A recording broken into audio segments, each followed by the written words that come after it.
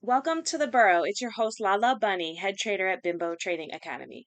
And the topic of today's video is budgets, specifically the bucket feature through Ally Bank. Why is a budget important? Well, if you're a trader, you need to allocate a certain amount of money aside for day trading or swing trading, whichever type of trading you do.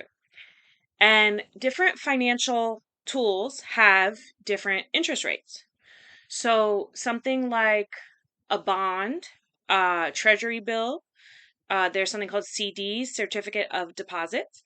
And each financial instrument has a different amount of interest that you can gain. And some, like stocks, the interest is not guaranteed or promised. Others, like CDs, it's a fixed rate and you know exactly what you're going to get. So, having a high yield savings account is a good place to stash your money, the money that you're not using for trading, and that money will actually accumulate interest while it's in that bank account. There's no risk to that because your money is insured and guaranteed through the bank up to a certain amount.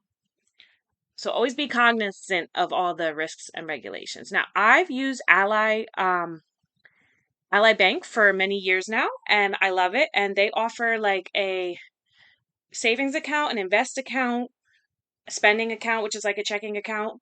And they also offer like auto loans, home loans. So if you like Ally and you can do everything with them.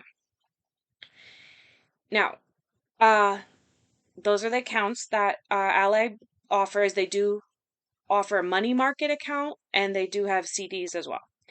The savings account is the one that has buckets, and that's the topic of today's videos. So I'm going to give you a rundown of my 21 budget categories that I use to make progress toward my financial goals. And I'm not affiliated with Ally Bank, just putting that information out there because I think it will help you. Now, it's not a budgeting app. There are budgeting apps out there. Like I used to use Mint. There was one called Wasabi that was before Mint, but I don't know. I use Credit Karma now as well, but this is not a budgeting app. This is a tool within Ally, so you must be an Ally Bank account holder. You must open an account with them if you want to use their app for this specific tool, which is called Buckets. Okay, so some people, when they save, they use like envelopes or jars or piggy banks, and this is kind of like an online version of that. The buckets have cute icons. You can rename the categories. They can help you get started, but you're not stuck with the ones that they provide. You can personalize it to your needs. Now, you can use these on the app or actually on the website.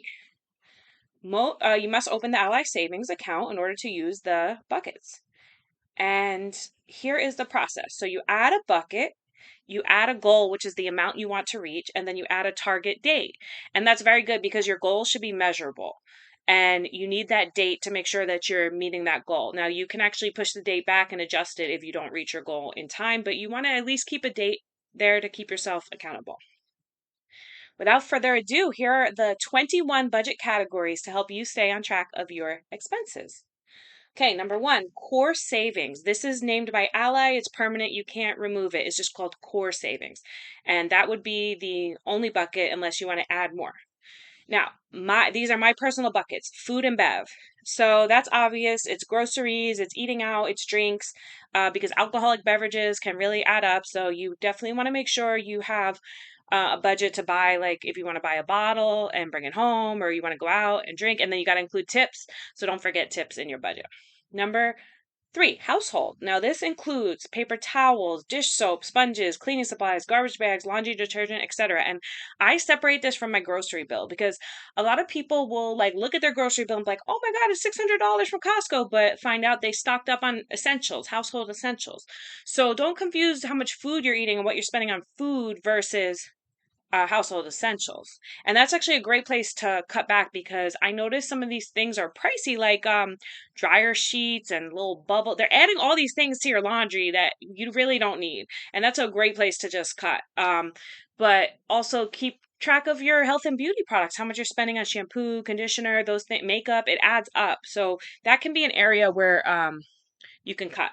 Now, Communication, that would be your cell phone and internet bill. That's pretty straightforward. Electronics, that would be a new phone, a laptop, or a video game console. And if you have kids, you should budget for what they may need. Like if they're about to go to college, they need a laptop, et cetera, et cetera.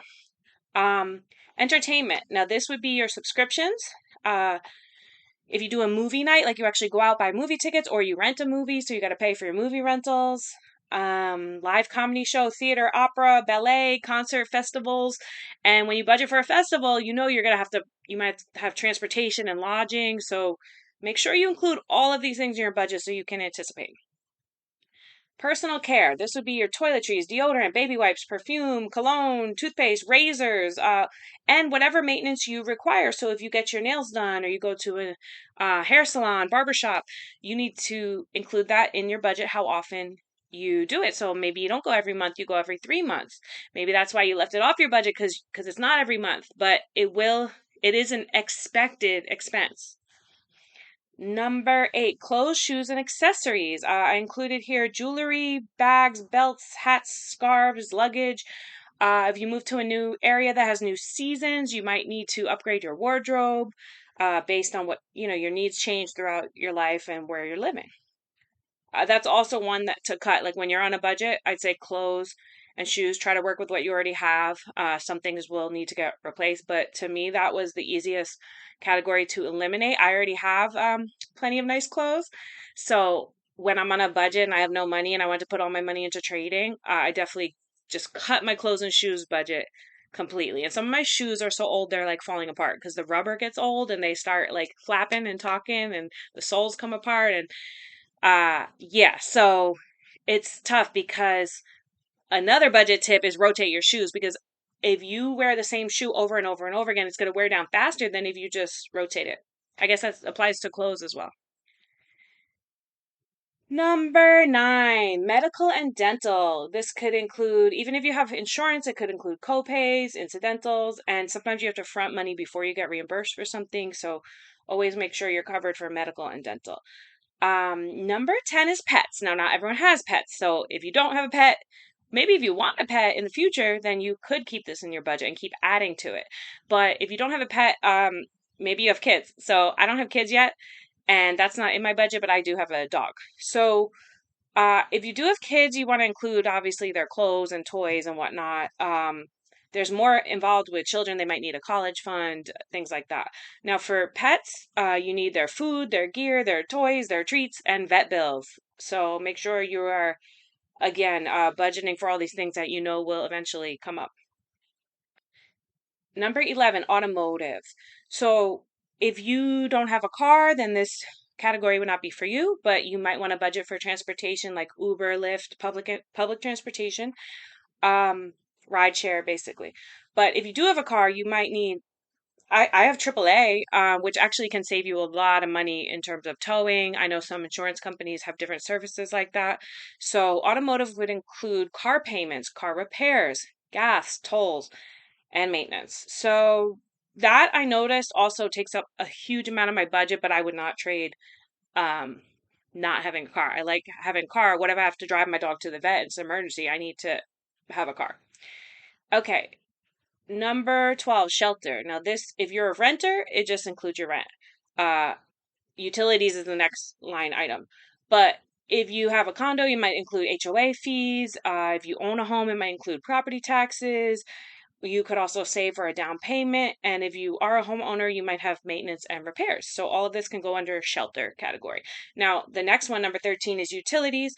That is water, electric, gas, oil heating. You might have solar, well water, or rainwater catchment. You might need to replace the filters.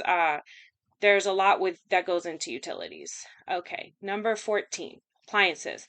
Now, again, if you're a renter, you might not need to replace your appliances. If you are a homeowner, think about it. Your fridge, your oven, washer, dryer, those could just stop working one day. And if you didn't set aside money for it, got to put it on a credit card or something. So it's best to budget for these things.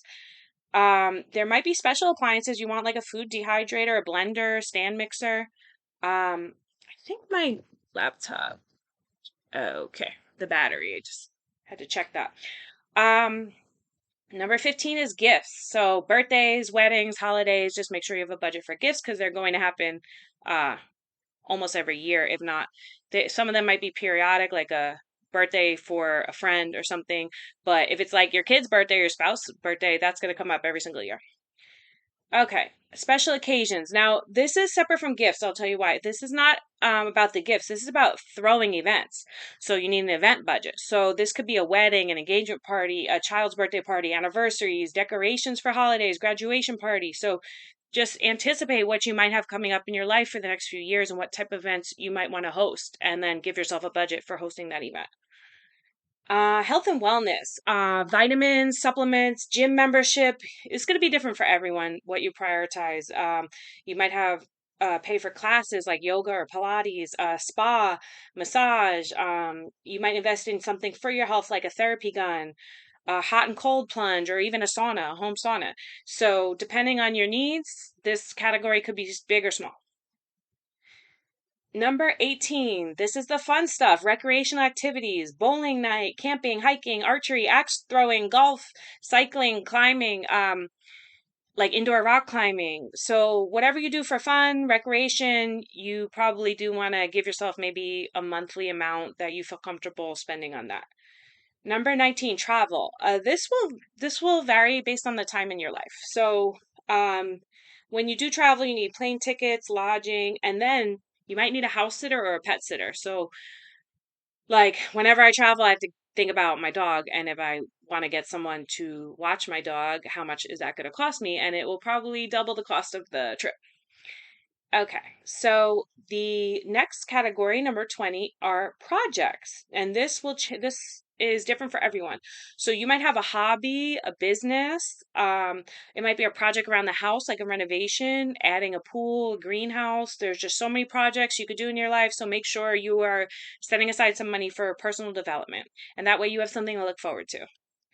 Number 21, I feel the most important part of your budget is miscellaneous.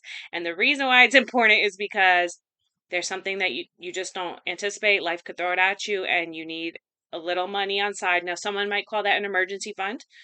Um, it could just be your savings, whatever. I call it miscellaneous because you just never know. Rainy day fund, that's what people call it. Rainy day fund. There should just be some money that you just haven't designated yet because, again, something could pop up out of nowhere that you did not even think was part of your budget, and now it is.